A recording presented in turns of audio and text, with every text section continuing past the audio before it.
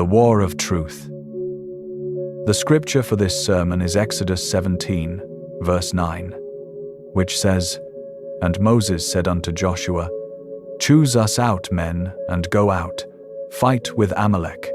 Tomorrow I will stand on the top of the hill with the rod of God in mine hand." The children of Israel were led out of Egypt with a strong hand and an outstretched arm. They were conducted into the vast howling wilderness where there were few, if any, permanent abodes of men. For some time they pursued their march in solitude, discovering wells and other traces of a nomadic population, but not meeting with any to disturb their loneliness.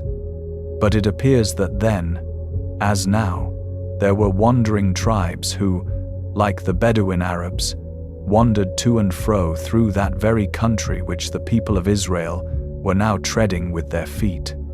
These people, excited by the hope of spoil, fell suddenly upon the rear of the children of Israel, smote the hindmost of them in a most cowardly manner, took their spoil, and then swiftly decamped.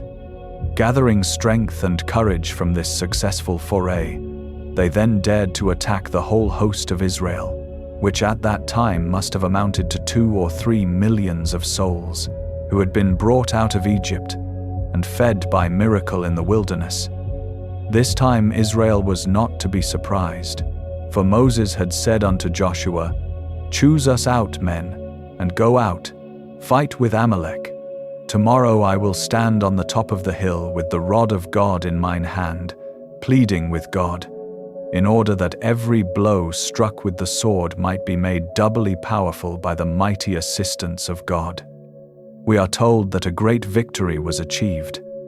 The Amalekites were put to the rout, and because of their unprovoked attack upon the children of Israel, they were condemned to extermination, for we find it written thus, "Write this for a memorial in a book, and rehearse it in the ears of Joshua. For I will utterly put out the remembrance of Amalek from under heaven." And Moses built an altar, and called the name of it Jehovah Nissi. For he said, "Because the Lord hath sworn that the Lord will have war with Amalek from generation to generation." Now, beloved, this scene of warfare is not recorded in Scripture as an interesting circumstance to amuse the lover of history, but it is written for our edification. For we remember the text which says, "Whatsoever things were written aforetime were written for our profit." There is some profit to be derived from this, and we believe a peculiar profit too, since God was pleased to make this the first writing commanded by divine authority as a record for generations to come. We think that the journeys of the children of Israel furnish us with many emblems of the journey of God's church through the world. And we believe that this fight with Amalek is a metaphor and an emblem of that constant and daily fight which all God's people must carry on, with sins without and sins within. This morning, I shall more particularly confine myself to sin without. I shall speak of the great battle which at the present moment is being waged for God and for His truth against the enemies of the cross of Christ.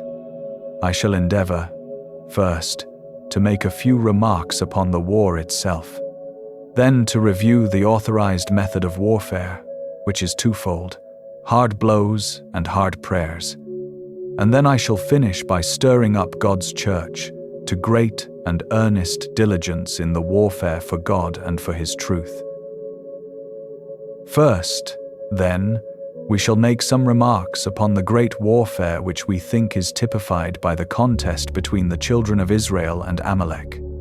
First of all, note that this crusade, this sacred, holy war of which I speak, is not with men, but with Satan and with error. We wrestle not with flesh and blood. Christians are not at war with any man that walks the earth. We are at war with infidelity, but the persons of infidels we love and pray for.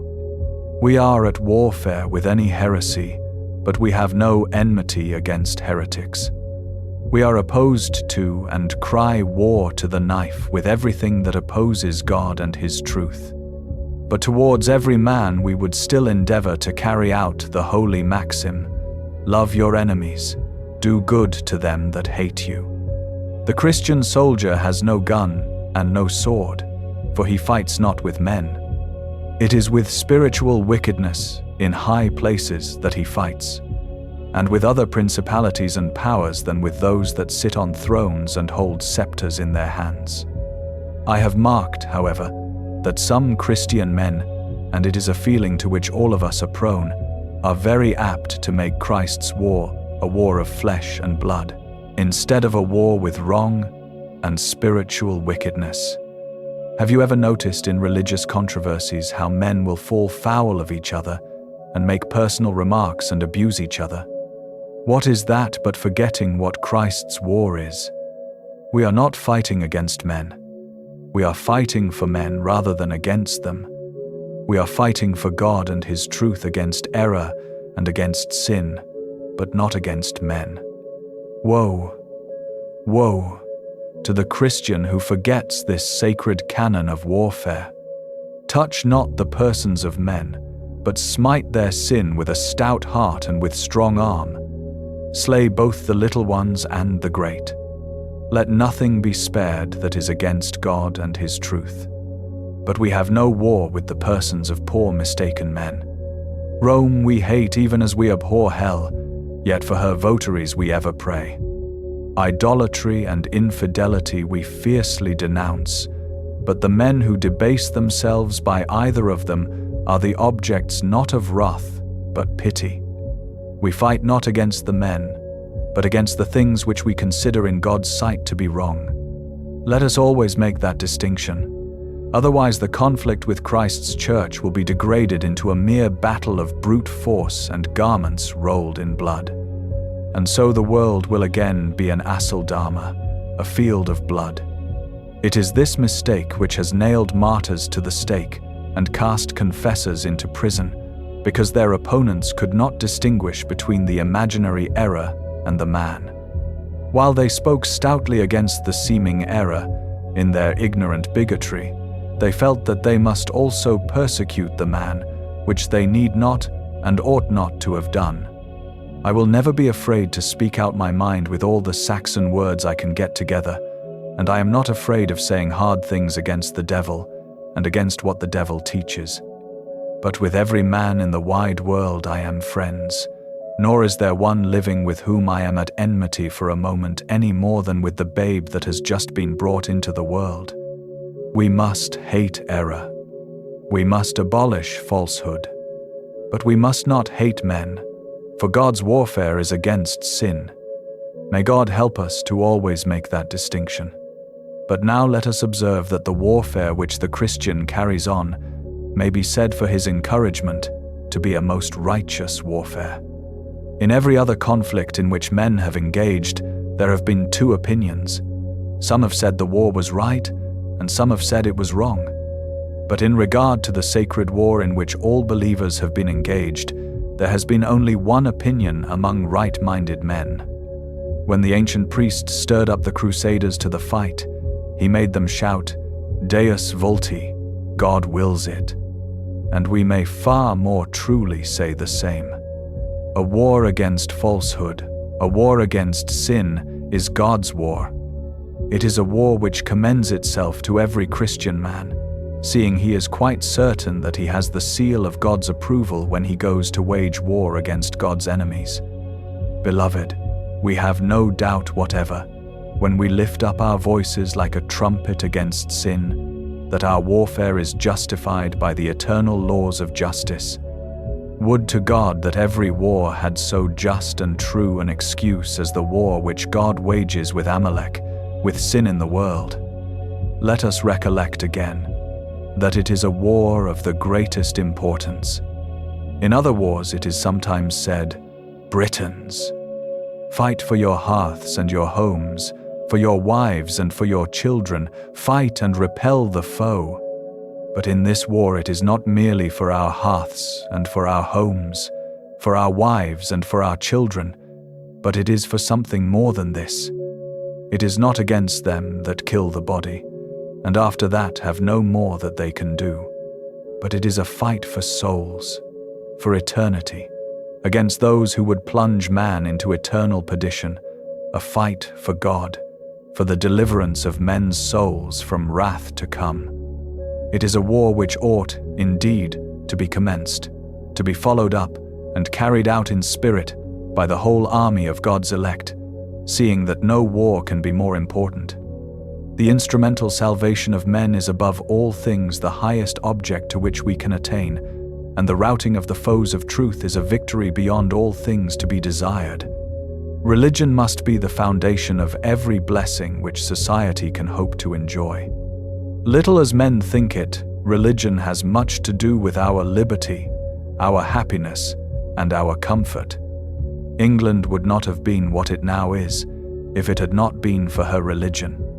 And in that hour when she shall forsake her God, her glory shall have fallen, and Ichabod shall be written upon her banners. In that day, when the gospel shall be silenced, when our ministers shall cease to preach, when the Bible shall be chained, in that day, God forbid it should ever come to pass, in that day, England may write herself among the dead, for she will have fallen since God will have forsaken her, seeing she has cast off her allegiance to him. Christian men, in this fight for right, you are fighting for your nation, for your liberties, your happiness, and your peace. For unless religion, the religion of heaven, be maintained, these will most certainly be destroyed. Let us reflect, in the next place, that we are fighting with insidious and very powerful foes in this great warfare for God and Christ. Let me again make the remark that while speaking of certain characters, I am not speaking of the men, but of their errors. At this time we have peculiar difficulties in the great contest for truth. Peculiar, because very few appreciate them. We have enemies of all classes, and all of them far wider awake than we are. The infidel has his eyes wide open. He is spreading his doctrines everywhere. And while we think, good, easy men, that surely our greatness is ripening, that frost is nipping many of our fair shoots, and unless we awaken, God help us. In almost every place, infidelity seems to have a great sway. Not the bold, bragging infidelity of Tom Paine, but a more polite and moderate infidelity. Not that which slays religion with a bludgeon, but that which seeks to poison it with a small dose of poison, and goes its way, and says still it has not hurt public morals. Everywhere this is increasing. I fear that the great mass of our population are imbued with an infidel spirit. Then we have more to fear than some of us suppose from Rome. Not from Rome openly, from that we have little to fear. God has given to the people of England such a bold Protestant spirit that any open innovation from the Pope of Rome would be instantly repelled. But I mean the Romanism that has crept into the Church of England under the name of Puseyism, everywhere that has increased. They are beginning to light candles on the altar, which is only a prelude to those greater lights with which they would consume our Protestantism. Oh, that there were men who would unmask them. We have much to fear from them. But I would not care one whit for that if it were not for something which is even worse. We have to deal with a spirit, I know not how to denominate it, unless I call it a spirit of moderatism in the pulpits of Protestant churches. Men have begun to rub off the rough edges of the truth, to give up the doctrines of Luther and Zwingli and Calvin, and to endeavor to accommodate them to polished tastes. You might go into a Roman Catholic chapel, nowadays, and hear as good a sermon from a popish priest as you hear in many cases from a Protestant minister, because he does not touch disputed points or bring out the angular parts of our Protestant religion. Mark, too, in the great majority of our books, what a dislike there is to sound doctrine. The writers seem to fancy that truth is of no more value than error, that as for the doctrines we preach, it cannot matter what they are. There is creeping into the pulpits of Baptists and every other denomination a lethargy and coldness, and with that, a sort of nullification of all truth. While they for the most part preach but little notable error, yet the truth itself is uttered in so minute a form that no one detects it, and in so ambiguous a style that no one is struck with it. So far as man can do it, God's arrows are blunted, and the edge of his sword is turned in the day of battle. Men do not hear the truth as they used. The velvet mouth is succeeding to the velvet cushion, and the organ is the only thing in the building which gives forth a certain sound. From all such things, good Lord, deliver us. May heaven put an end to all this moderatism. We want out-and-out truth in these perilous days. We want a man just now to speak as God tells him and care for nobody. Oh, if we had some of the old Scotch preachers. Those Scotch preachers made kings tremble. They were no men's servants. They were very lords, wherever they went, because each of them said, God has given me a message. My brow is like adamant against men. I will speak what God bids me. Like Micah, they said, as the Lord my God liveth, whatsoever my God saith unto me, that will I speak. Heroes of the truth, soldiers of Christ, awake. Even now there are enemies. Think not that the fight is over. The great warfare of truth waxes more hot and fierce than ever. Oh, soldiers of Christ, take your swords from your scabbards. Stand up for God and for his truth again, lest a free grace gospel should be forgotten. Let me just say, once more, concerning this war, that it is one that is to be of perpetual duration. Let us recollect, my beloved, that this war between right and wrong must be continued and never must cease until truth has the victory. If you suppose that our forefathers did enough for truth and for God, and that you may be idle, you have made a great mistake. Until that day when the might with the right, and the right with the might shall be, we must never sheathe our swords. Until that happy hour when Christ shall reign, when he shall be master of all lands, when swords shall be beaten into plowshares and spears into pruning hooks, and men shall not learn war any more, until that day the conflict is to be kept up. Let no man think we are in such a position that we have no need for watchfulness. Terrible as the war has been before, it is as terrible now, though in another manner.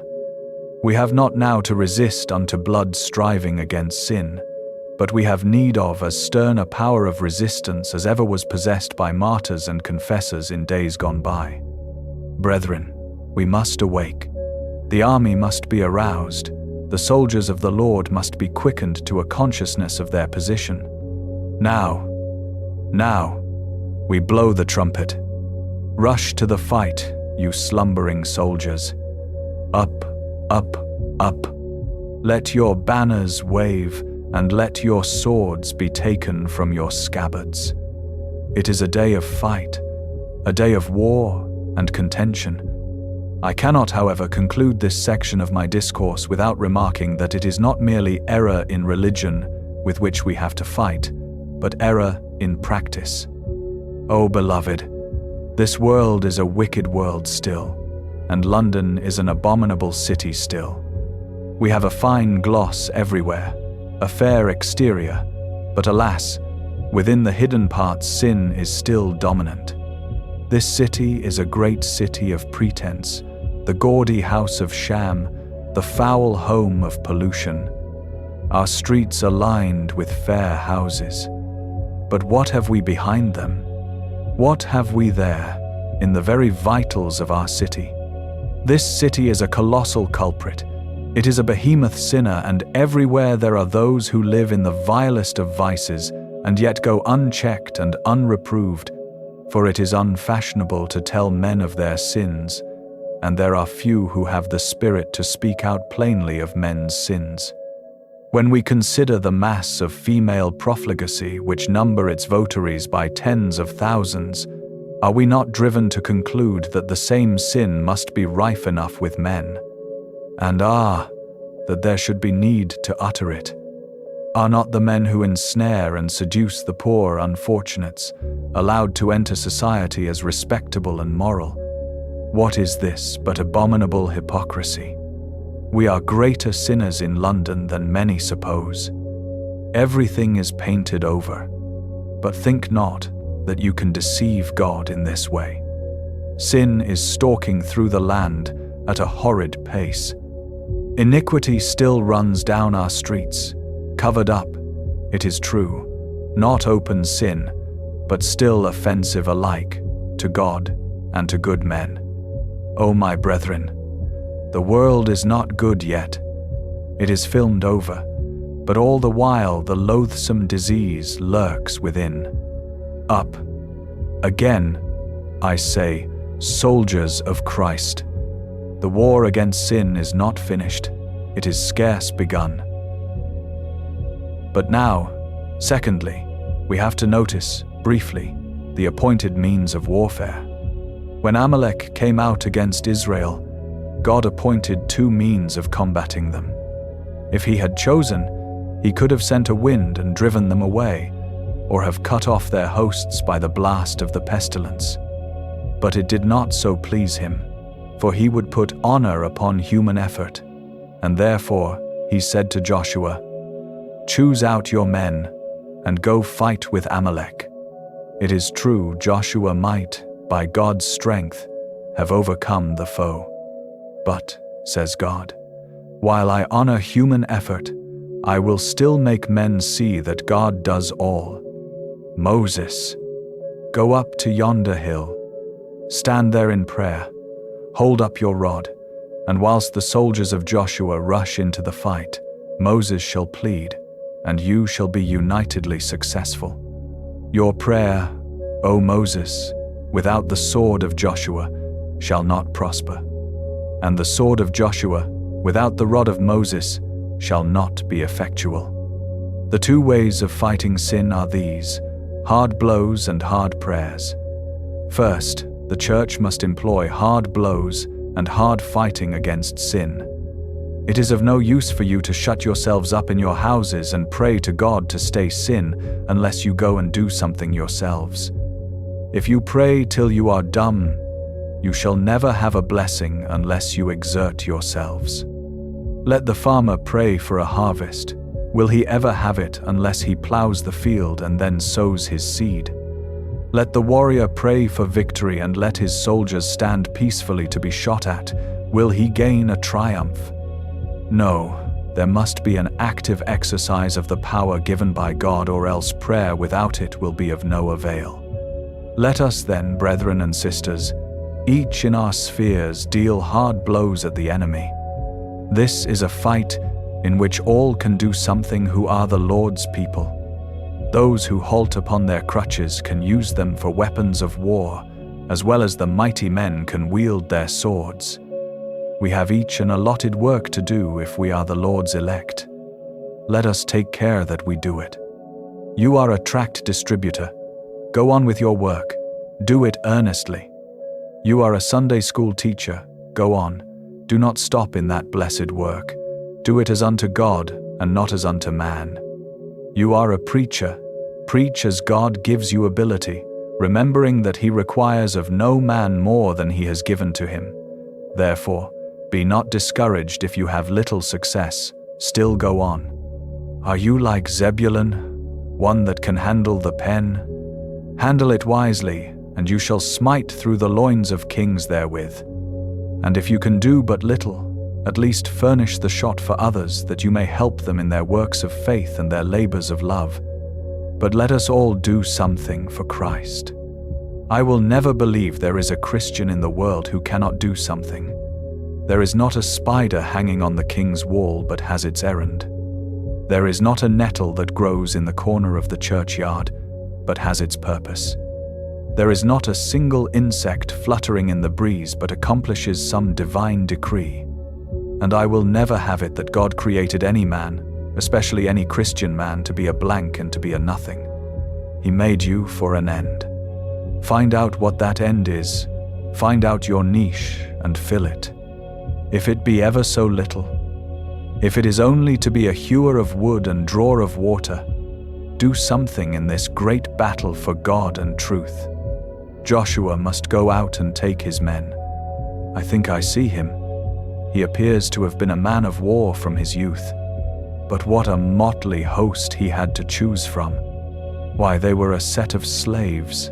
They had never seen a sword in their lives, except in the hands of the Egyptians. They were poor, miserable creatures. They were cowards when they saw their old enemies at the Red Sea, and now their weapons were those which were washed up from the Red Sea, and their regimentals were of all descriptions upon earth. Joshua, however, chooses out the strongest of them and says, "Come with me."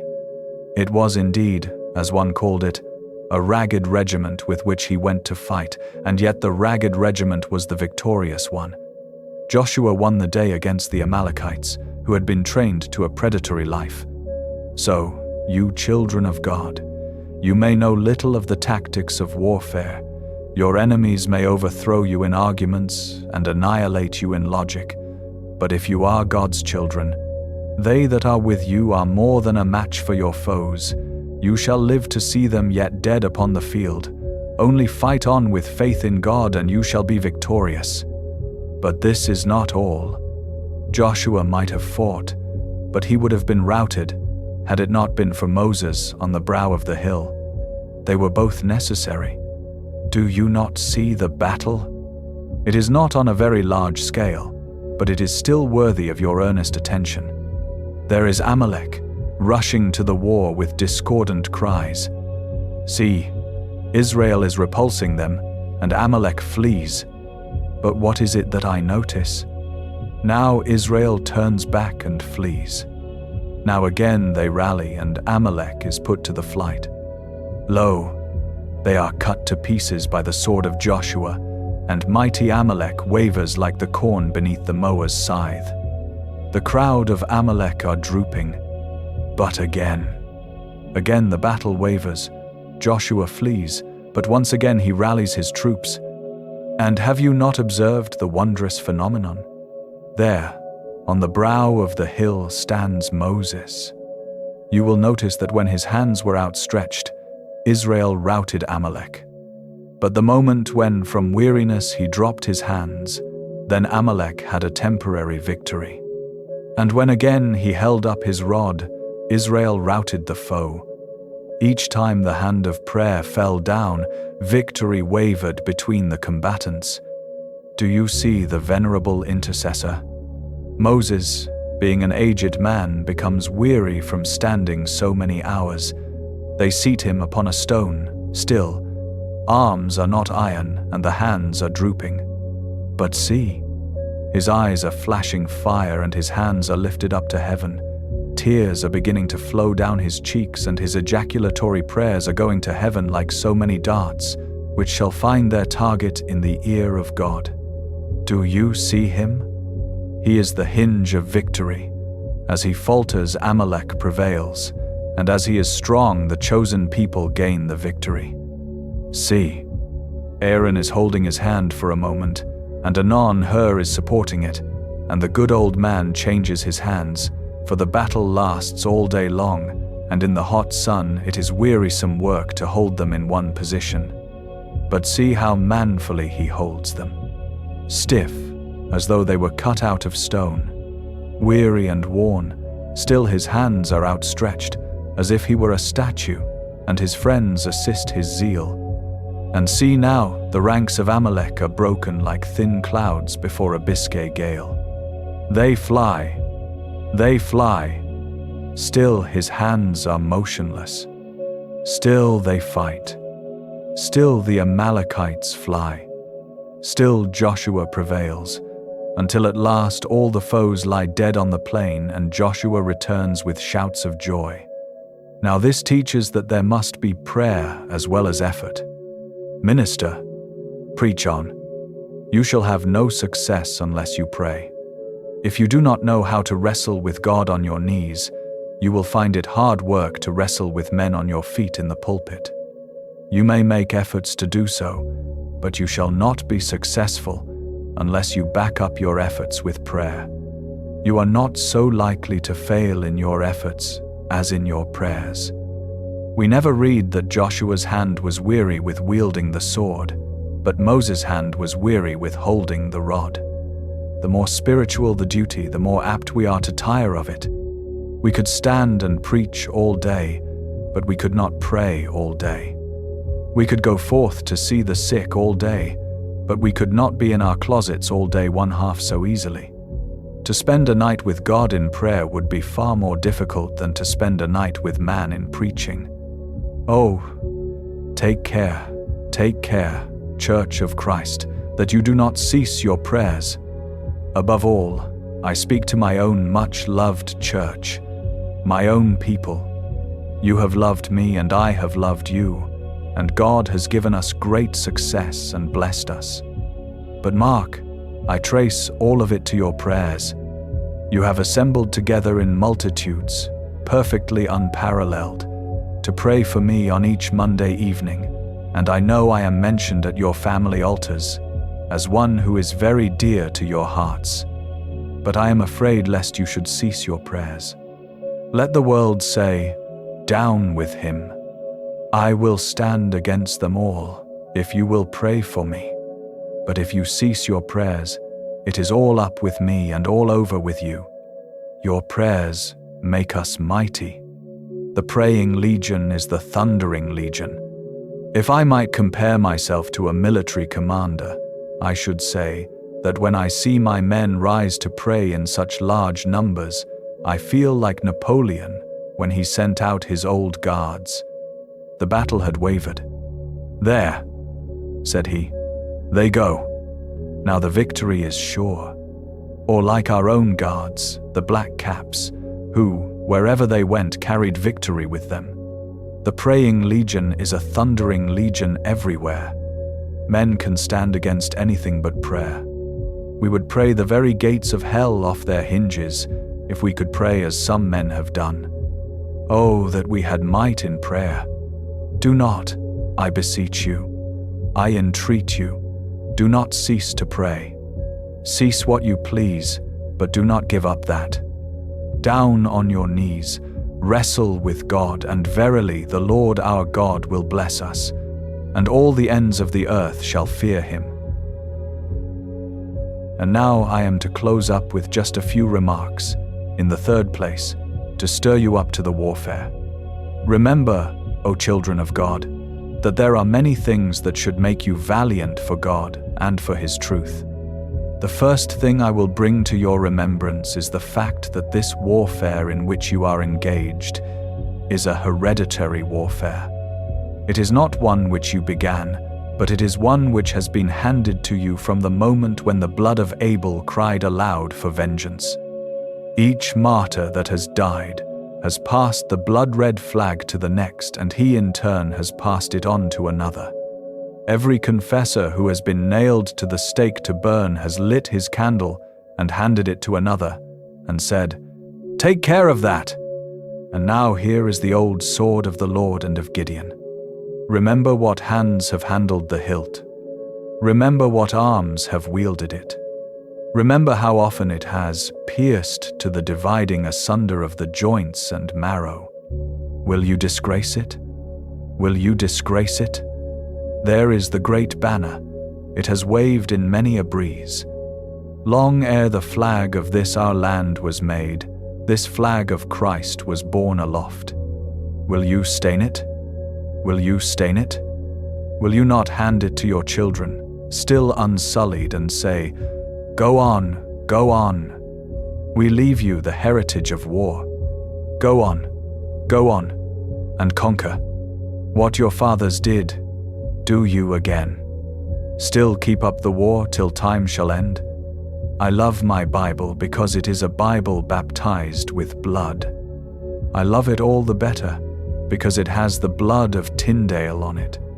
I love it because it has on it the blood of John Bradford and Roland Taylor and Hooper. I love it because it is stained with blood. I sometimes think I like the baptismal pool because that has been stained with blood and is now upon the continent, forbidden by law. I love it because I see in it the blood of men and of women who had been martyred because they loved the truth. Will you not, then, stand by the banner of truth? after such an illustrious pedigree of warriors have held it in their hands. I would that I could have addressed you as I desired, but my voice fails me.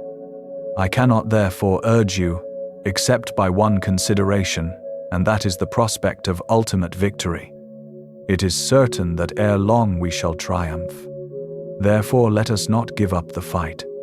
I have been much gratified of late to hear that there is a revival in the ranks of Christ's church. Here and there I hear of great evangelists who are starting up. Some have said to me, when they have mentioned their names, "What say you to them?" My answer is, "Would God that all the Lord's servants were prophets.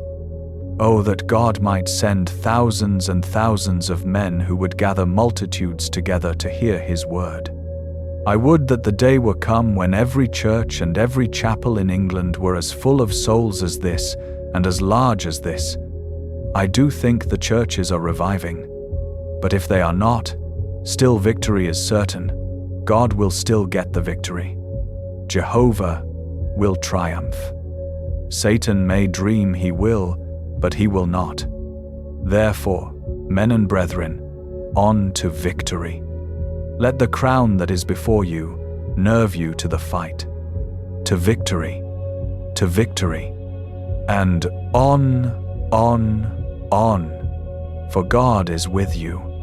Remember the great intercessor. Christ is on the hill, and whilst you are in the valley, he pleads and must prevail. Therefore, go on and conquer, for Christ's sake. I can no longer address you, but must finish up by repeating the words with which I always like to conclude my sermons. He that believeth on the Lord Jesus and is baptized shall be saved, and he that believeth not shall be damned. Oh, that you would believe in Christ. Oh, that God would give you faith to put your trust in him. This is the only way of salvation. Believe on the Lord Jesus, and thou shalt be saved.